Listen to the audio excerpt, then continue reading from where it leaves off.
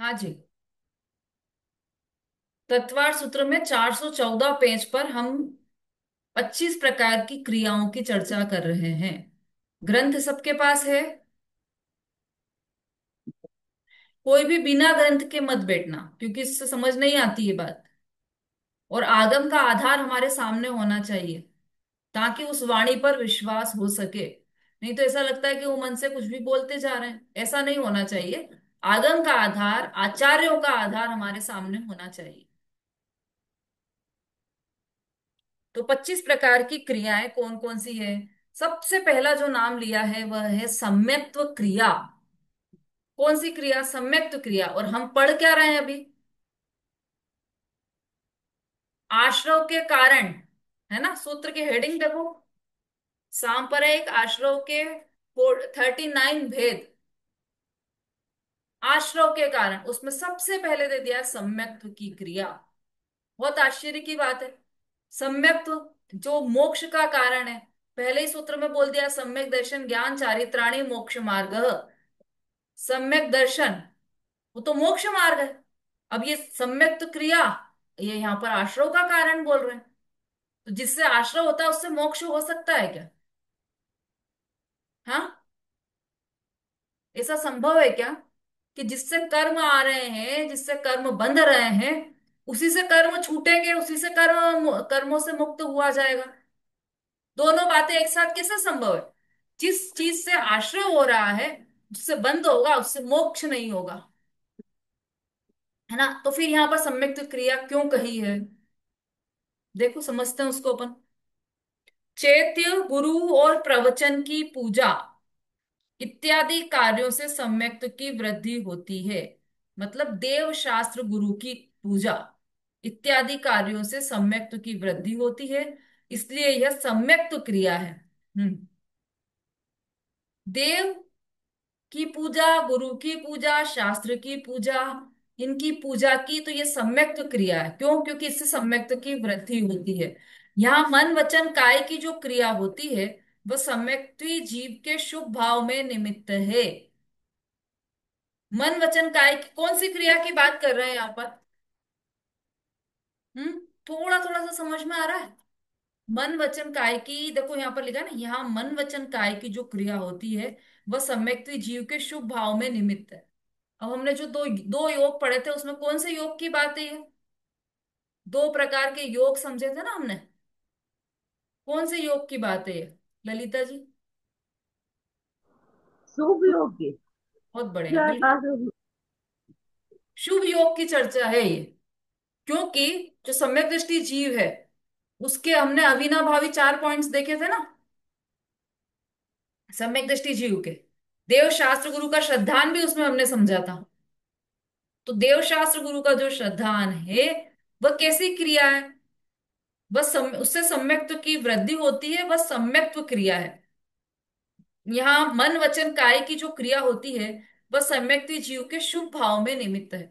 जब सम्यक दृष्टि जीव है, उसको देव शास्त्र गुरु की सच्चा श्रद्धान है, देव शास्त्र गुरु के प्रति भक्ति है, तो वह शुभ भाव है, अशुभ भाव नहीं है। पर वो किसके साथ चल रहा है? कौन सा शुभ भाव है? सम्यक्त्व के साथ चलने वाला शुभ भाव है। वे शुभ भाव को धर्म नहीं मानते। क्यों? देव शास्त्र गुरु की पूजा को धर्म नहीं मानते हैं। क्या मानते हैं वो? कि देव शास्त्र गुरु की जो पूजा है, वो तो शुभ भाव है। और शुभ भाव आश्रव का कारण है, बंध का कारण है। और मोक्ष का कारण क्या है? मोक्ष का कारण तो संवर निर्जरा के भाव है, वीतराग भाव है। तो ये स्पष्ट ज्ञान है सम्यक दृष्टि जीव को।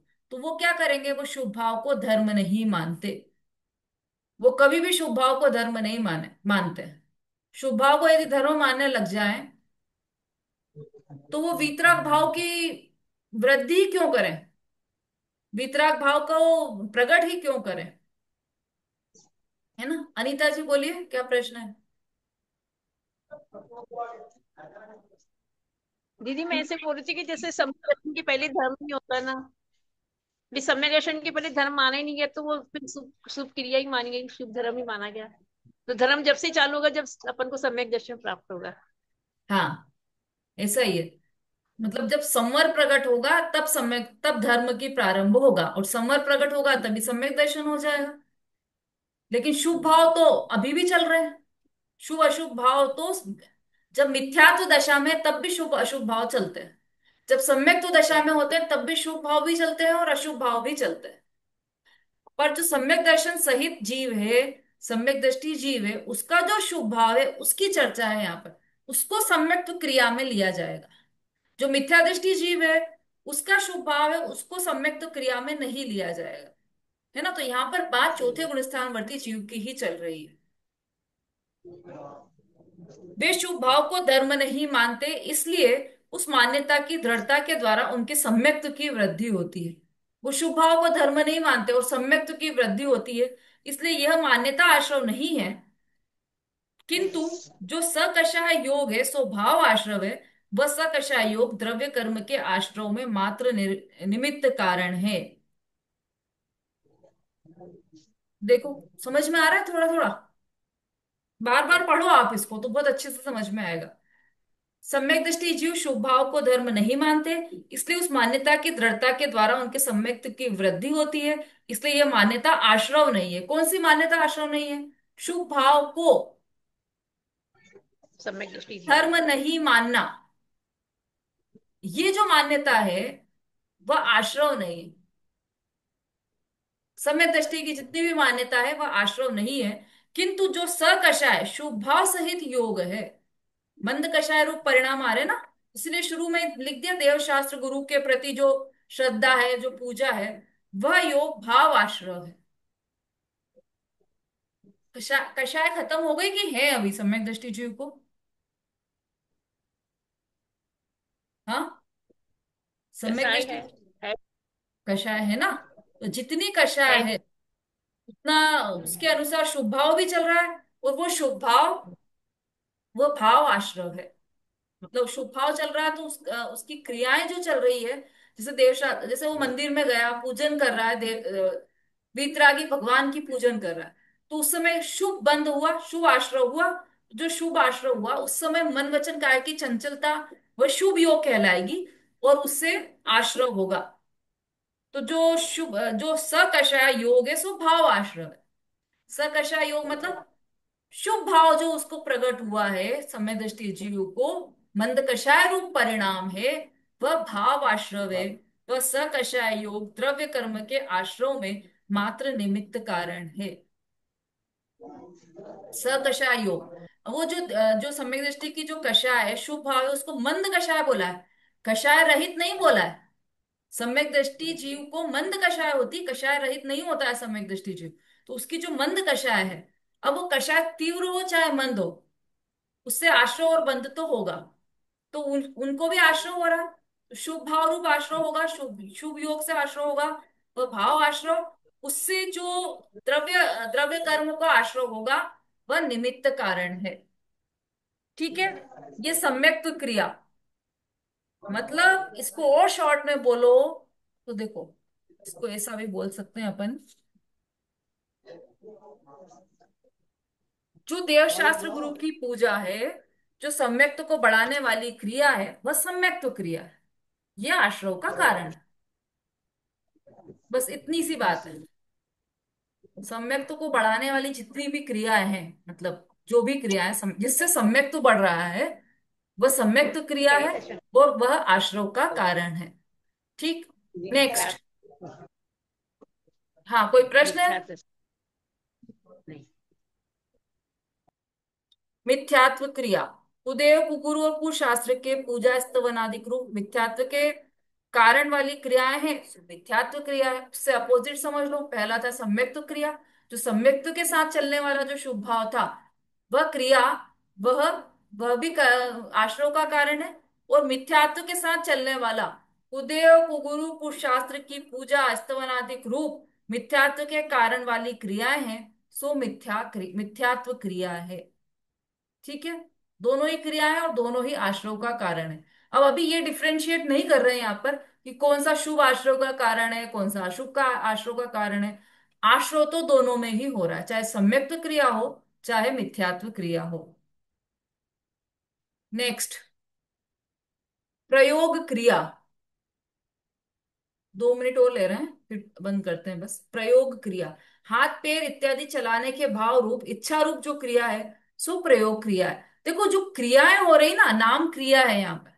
क्रिया तो जीव कोई भी कर नहीं सकता, शरीर की क्रिया जीव करता नहीं है। वो तो हमने चौथे अध्याय में ही समझ लिया कि वो जो पुद्गल परमाणु है, जो शरीर है, शरीर का जीव एक हाथ भी नहीं हिला सकता, तो ये क्रियाएं कहाँ से करेगा। तो बस यहाँ पर इतना ही समझना कि क्रिया करते समय जो परिणाम चल रहे हैं, कि मैं कर रहा हूं ऐसे जो भाव चल रहे हैं, और वो जो भी क्रिया, जैसी भी क्रिया कर रहा है उसके संबंधी भाव चल रहे हैं, उस क्रिया की बात है यहाँ पर। क्रिया तो वो कर ही नहीं सकता, ये तो पहले ही बिठा लेना मन में। हाथ पैर इत्यादि चलाने के भाव रूप इच्छा जो क्रिया, इच्छा रूप जो क्रिया है सो प्रयोग क्रिया है। इधर मैं इधर से ये उठा लूं, ये रख दूं, ये वाली सब क्रियाएं प्रयोग क्रिया है। ये भी आश्रव का कारण है। समाधान क्रिया, संयमी का असंयम के सन्मुख होना। इसको थोड़ा सा अपन समझेंगे तो, संयत का अविरति के सन्मुख होना समाधान क्रिया है ना। तो ये कल लेंगे अपन यहां से समाधान क्रिया से। 3 क्रियाएं चल गई है हमारी। जो 5 प्रकार की क्रिया है उसमें से 3 क्रिया चल गई, 2 क्रिया का और कल लेंगे, और उसके बाद बाकी की जो 5 5 करके 4 ग्रुप है, वो वाली क्रियाएं हम चलाएं। चलिए, ये तो समय हो गया, तो शॉर्ट में जिनवाणी स्तुति ले लेते हैं हम। जावाणी के ज्ञान से सूझे लोकालो, सो वाणी मस्तक नमु सदा देत हूँ ढो। बोलिए जिनवाणी माता की जय, महान जैन धर्म की जय हो, आचार्य उमा स्वामी की जय। कृष्ण तुम्हारी जय माता की जिनेन्द्र जय। जी, जय जय जिनेन्द्र जी, जय जय जिनेन्द्र जी, सभी जय जिनेन्द्र जय जी। जय जय जिनेंद्र।